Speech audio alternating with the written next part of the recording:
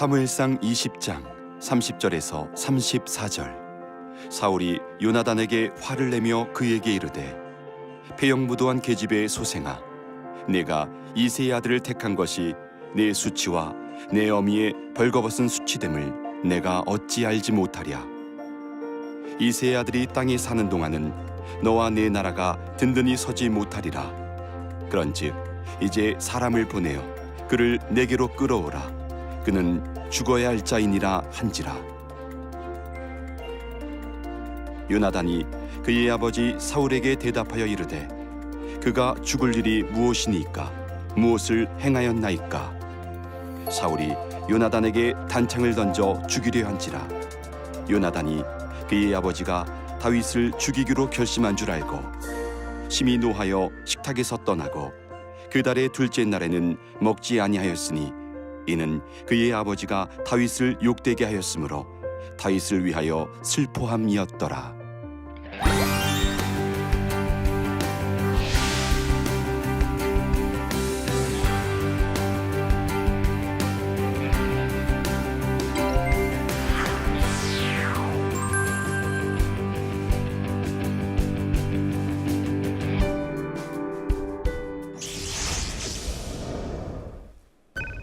안녕하세요. 아름드리교회 이재천 목사입니다.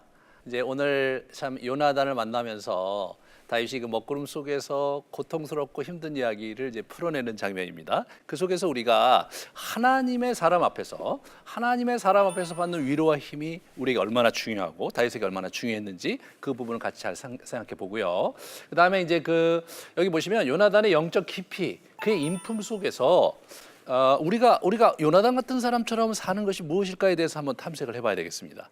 우리는 요나단 같은 사람을 만나야 될 필요도 있지만 많은 경우 또 우리는 요나단 같은 사람이 되어야 될 필요도 있는 거거든요.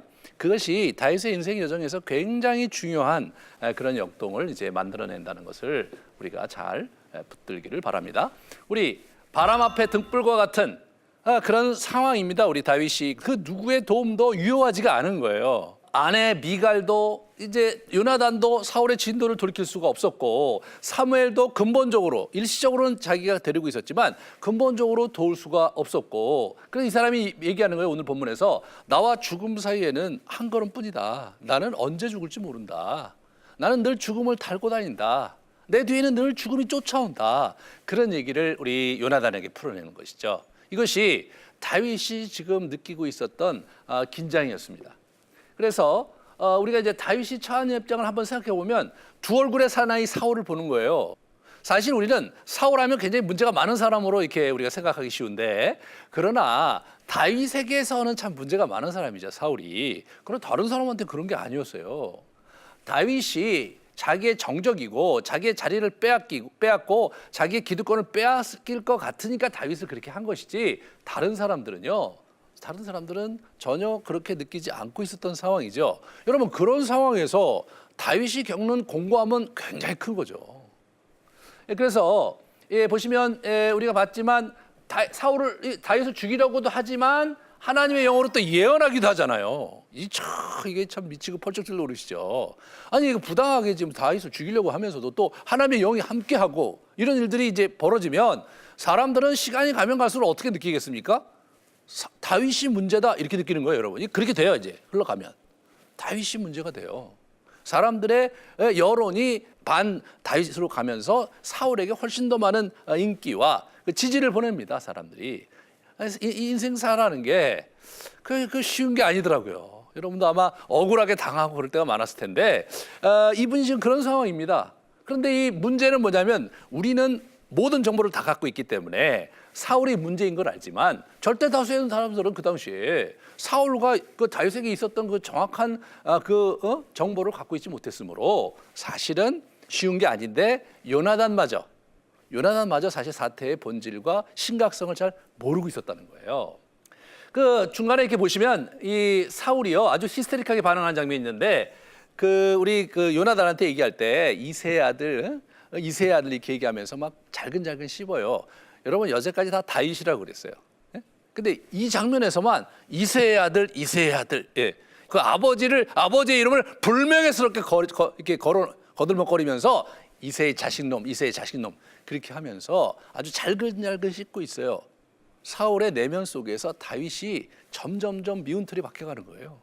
그러면서 사울이 어떻게 돼요? 망가져가는 거죠. 사람이요, 어떤 한 사람을 사랑해도 망가지지만 그건 굉장히 긍정적인 거죠. 자기 희생이 있고 그 사람을 위하고 그건 굉장히 긍정적인 거예요. 근데 사람을 미워해도 망가지거든요. 굉장히 파괴적이고, 예? 자기뿐 아니라 주변 모든 관계를 파괴하는 게 그게 미움이거든요.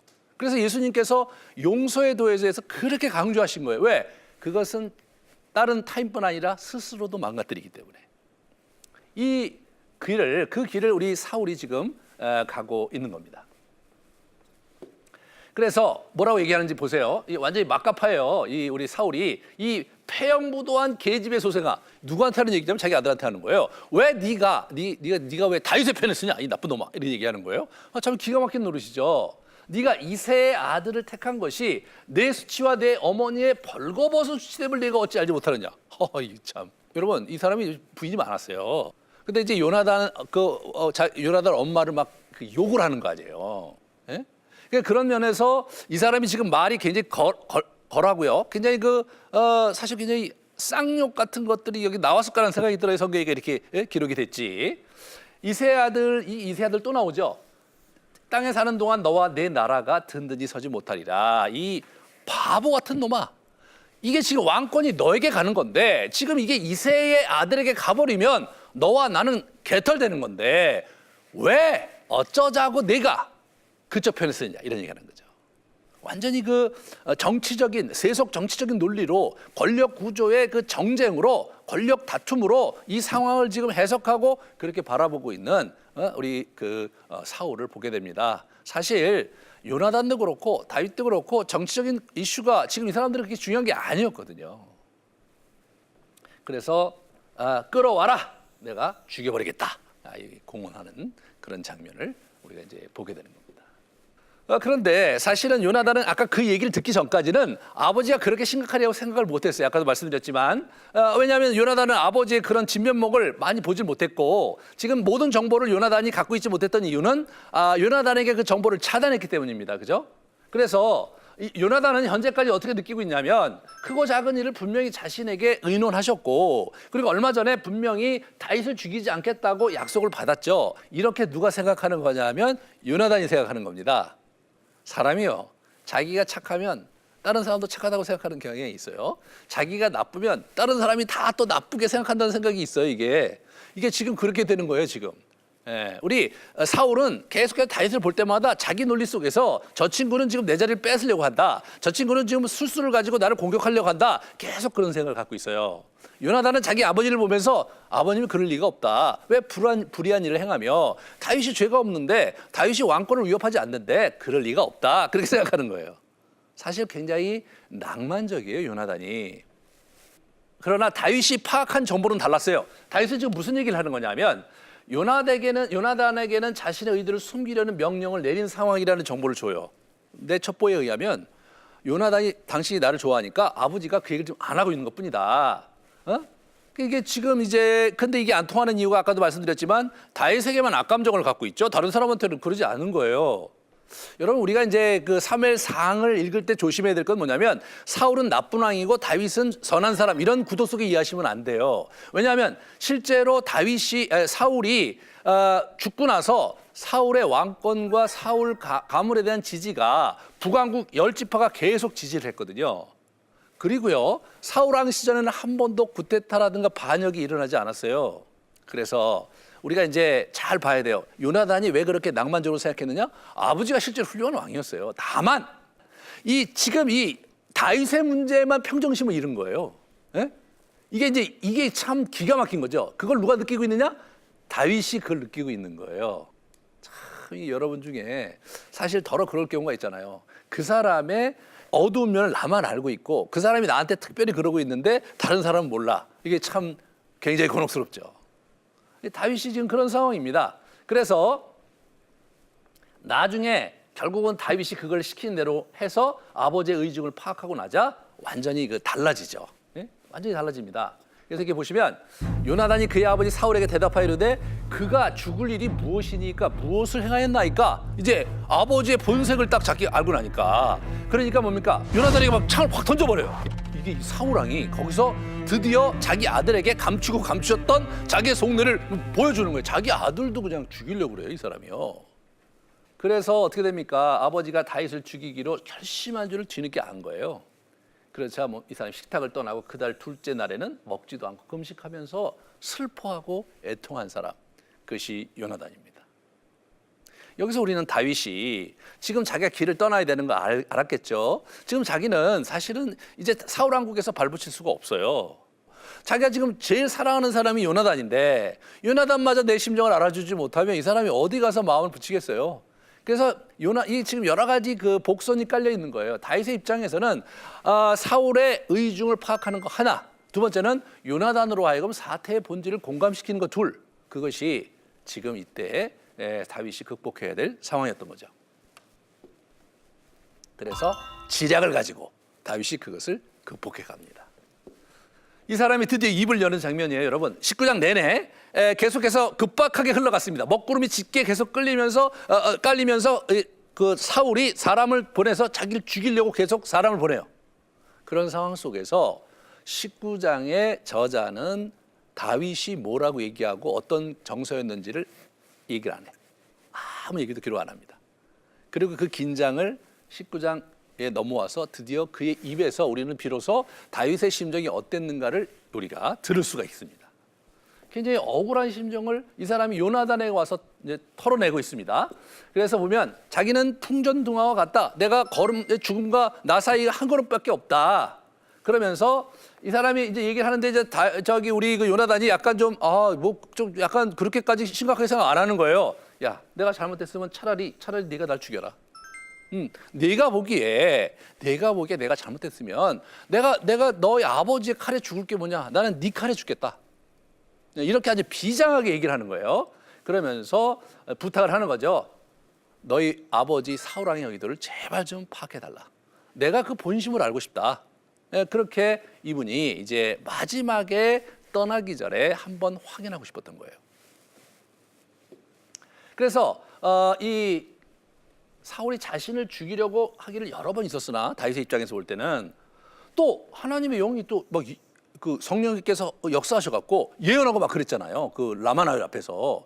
그 여러분이 만약 다윗이었다면 어떤 생각이 들겠어요? 저 사람이 하나님이 기름 부으신 자인데다가 얼마 전에 성령께서 나타나서 역사를 하셨으니까 뭐 왕이 가끔가다 오락가락 하시고 정신이 좀 나갈 때도 있으시고 그러니까 그것을 확실히 분별하기 전에는 자기 행동을 옮기기가 어려운 거예요.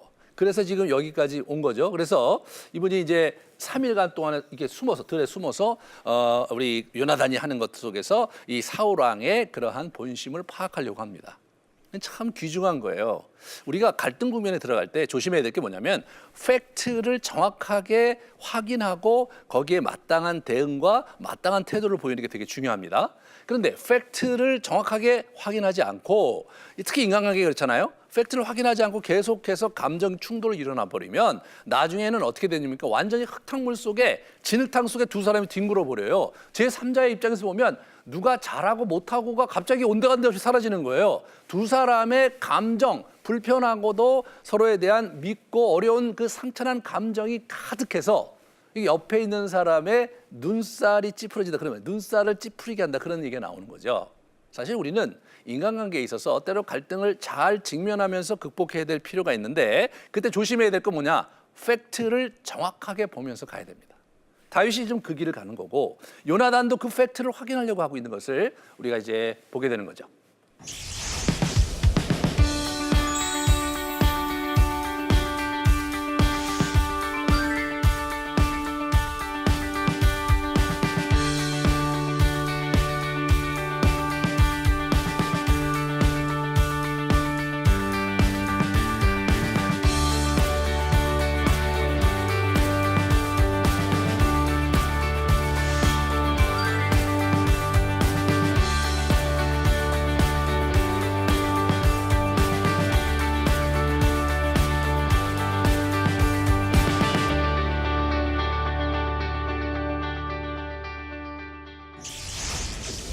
우리 그 장면에서 우리 요나단의 진면목을 보는데요. 이 다윗을 중심으로 문제를 잘 바라보려고 애를 써주고 있어요.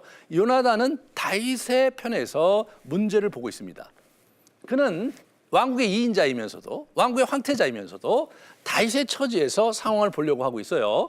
실제로 얼마 전에도 19장에서 다윗의 위기를 구출해 준 적이 있었습니다. 그를 생명처럼 사랑했어요. 여러분 4절에 보시면 이런 말이 나와요. 내 마음의 소원이 무엇이든지 내가 너를 위하여 그것을 이루리라. 너 원하는 게 뭐야? 네가 원하는 것은 내가 다 할 거야. 요나단의 그 진심이 엿보이는 그런 표현이죠. 그래서 그를 다독이면서 다윗의 요청대로 아버지의 의중을 이제 파악하려고 하는 길을 가게 되는 거죠. 자, 여기서 요나단의 분별력을 우리가 잘 주목해 보도록 합시다. 처음에는 아버지 사울의 문제를 심각하게 생각하지 않고 있었다고 말씀을 드렸어요. 그런데 이 사람이 어떤 관점에서 상황을 보느냐면 여호와께서 다윗을 택하시고 흥하게 하실 것을 믿음으로 바라보고 있었어요. 하나님의 관점에서 상황을 보는 거예요. 왕국의 정치적인 어떤 역학관계 속에서 상황을 보는 게 아니라 하나님이 원하시는 게 뭐냐. 하나님이 다윗을 세우기 원하신다면 하나님이 그렇게 하신다고 생각을 한 거예요. 이 사람은. 왜? 이 왕국이 하나님의 왕국이고 아버지가 왕이 된 것이 아버지가 정치적으로 자기의 힘을 가지고 또는 지략을 가지고 나라를 세운 게 아니라 하나님께서 왕위를 주신 거잖아요. 그런 부분에서 이분은 좀 한 발짝 뒤로 물러서서 하나님의 뜻이 무엇인지를 봐야 되는 거죠. 사실 아버지 사울이 그 길을 갔어야 되는데 이 요나단이 그런 관점에서 상황을 보고 있다는 사실을 잘 우리가 주목해 보면 이분이 얼마나 훌륭한 사람인가를 우리가 알 수가 있는 겁니다. 이 언약과 사랑의 사람에서 이 사람은 언약에 굉장히 신실한, 약속에 굉장히 신실한 사람이었고요. 불의와 확실하게 결별합니다. 아버지, 부자지간의 관계에 있어서도 아버지가 옳지 않을 때 아버지의 반대편에 설 수 있는 사람이에요. 그런데 요나단이 의인인 것은 뭐냐면 그렇지만 아버지 곁을 끝까지 지킵니다. 아버지가 불의하고 아버지가 다윗을 죽이려고 하고 군대를 동원하는 그런 여러 어려운 와중에서도 요나단이 아버지 편을 떠나질 않아요. 마지막에 길보아산 전투에서도 요나단은 아버지 곁에서 싸우다 죽습니다. 저는 참 이 사무엘상에 요나단같이 훌륭한, 요나단같이 감동스러운 사람이 있을까 싶어요. 그는 다윗을 연모하고 사랑했고 하나님이 분명히 다윗 편인 거 알았어요. 하지만 요나단의 입장에서는 아버지는 또 아버지고 자기는 또 아버지를 모셔야 됐던 거예요. 아버지는 불의해. 아버지는 잘못 가고 있어. 그래서 아버지 편에 설 수는 없어요.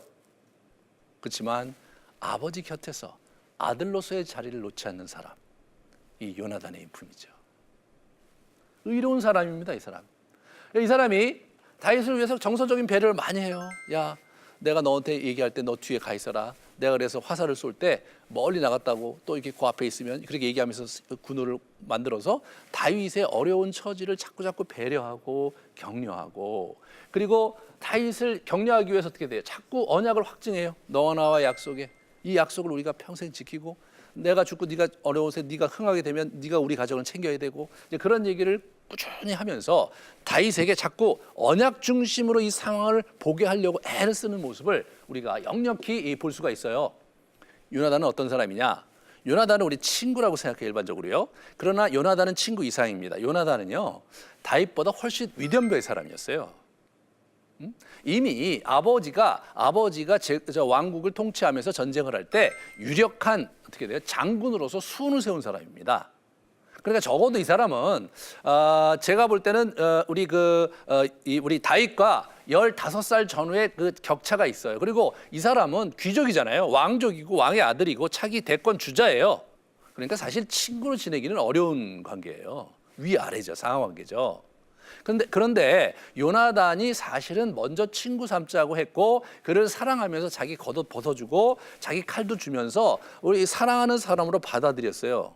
이게 요나단이 위대한 거죠. 자기보다 나이도 어리고 자기보다 경험도 부족하고 자기보다 지위가 낮은 사람인데 자기 친구로 받아들인 거예요. 하지만 요나단은 영적으로 아주 깊이 들어간 사람이었던 게 너무나 분명하고요.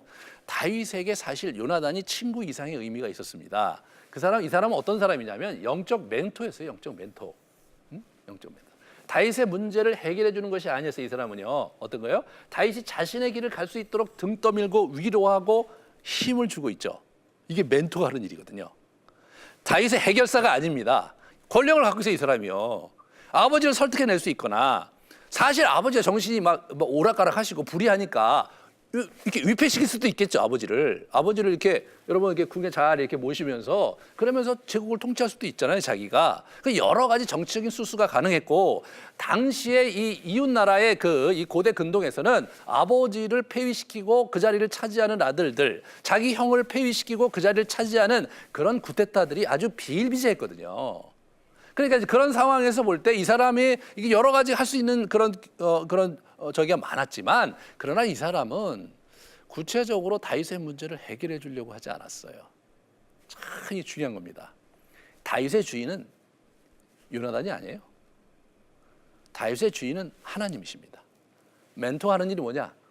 다윗이 하나님께서 원하시는 길을 가게 하려고 격려하고 힘을 주고 바른 원리에 가게 하려고 하는 그런 모습이 우리 요나단에게 있었거든요. 이게 바로 영적 멘토가 하는 일이죠. 그러니까 친구 이상의 영적 멘토였습니다.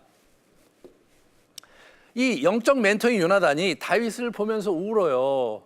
이 영적으로 자신의 상황을 보는 시각을 열어줘요. 우리 다윗에게 격려하면서 하나님이 너와 함께 할 것이고 우리 아버지도 그걸 안다. 그런 얘기를 하면서 하나님의 관점에서 하나님이 너를 기억하시고 반드시 네가 왕이 될 것이다. 그런 얘기를 이 사람이 들려주는 걸 보게 돼요. 그러면서 진정한 사랑과 그리고 정서적인 공감 막 안아주고 위로해주고 계속 그런 모습을 보여주고요. 그리고 상황 파악이 되니까 다윗을 왜 금식하면서 슬퍼해줘요. 웁니다. 밥도 안 먹고 울어요. 결국 뭘 하는 겁니까? 다윗이 이제 떠나가야 되는 거예요. 네. 다윗이 이제 미련을 버리고 떠나가야 되는 거예요.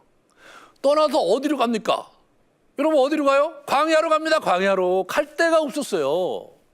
이게 참 요나단이 얼마나 슬펐겠어요. 자기 사랑하는 자고. 네, 광야로 가야 되는 거예요.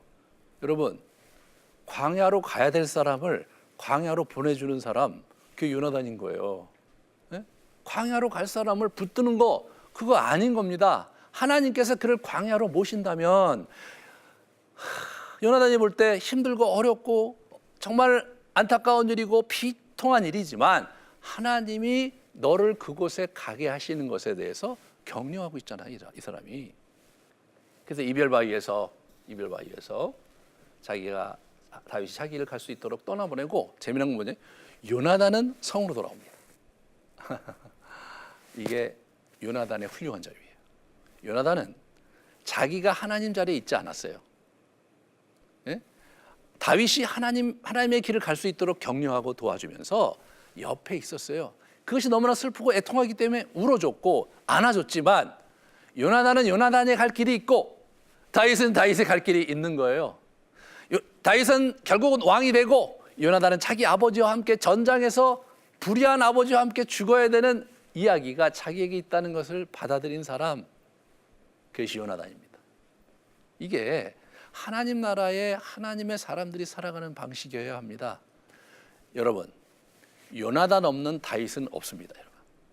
그 어려운 상황에 그를 정말 이게 이 어두운 골짜기 속에서 먹구름 속에서 이 광야로 내몰면서 하나님이 기댔던 사람이 누구냐? 요나단이었어요. 그래도 다윗에게 의지할 바위가 되고 다윗에게 정말로 힘과 격려가 될 사람을 한 사람 주셨던 거예요. 그게 요나단이죠, 여러분. 아무리 다윗이 위대하고 하나님의 사람이라 할지라도 요나단 없이 그 세월을 어떻게 보낼 수 있었겠습니까, 여러분?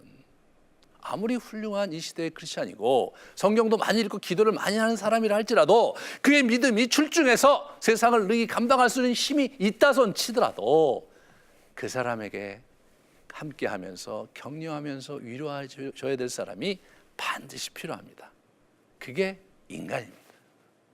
하나님은 하나님의 사람들을 통해서 하나님의 나라를 세워가시는 그런 분이심을 우리가 붙들어야 되겠습니다.